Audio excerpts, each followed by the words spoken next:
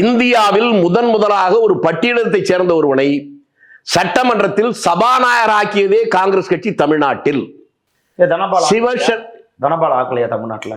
நீங்களும் உருப்பட மாட்டீங்க, தமிழ்நாடு உருப்பட விட மாட்டீங்களோன்னு நினைக்கிறேன்.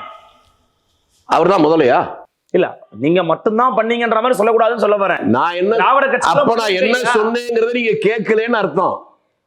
1947 கொண்டு வந்துட்டாங்க.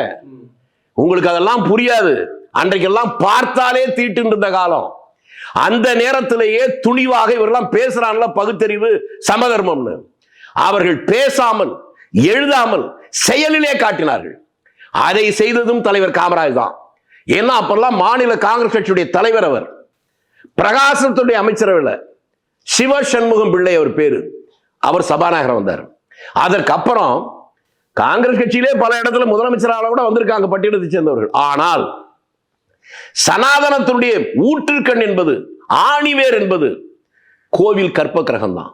அந்த கோயில் கற்ப கிரகத்துக்குள்ளேயே வேறு வழியே இல்லாமல் அரசு அதிகாரிகளே அழைத்து போய் பக்கத்தில் நிக்க வச்சு பரிவட்டம் கட்ட வச்சது பரமேஸ்வரன், PR பரமேஸ்வரன். அவர் ஒரு பட்டியலத்தை சேர்ந்தவர். அது ஏன்னு கேட்டா, இந்து அறநிலையத்துறை அமைச்சராக அவர் போடுறார் தலைவர் காமராஜ். சாகும் வரை ஏதாவது நான் புரட்சி சொன்னாரா? பிற்படுத்தப்பட்ட மக்களுக்கு முக்கியத்துவம் சொன்னாரா?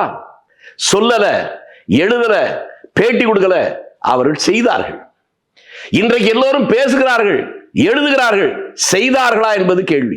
கோயில் கருவறை உள்ள தமிழர்கள் போகலான்றதுக்காக சட்டத்தை நான் என்ன சொல்றேன், முதலமைச்சர் நான் தமிழ்ல தானே போறேன். உங்களுக்கு புரியலையா? சேகர்பாபு பண்ணதா அப்ப நீங்க பாக்குறது இல்லையா? நீங்க ஐயா, நான் ஆஹா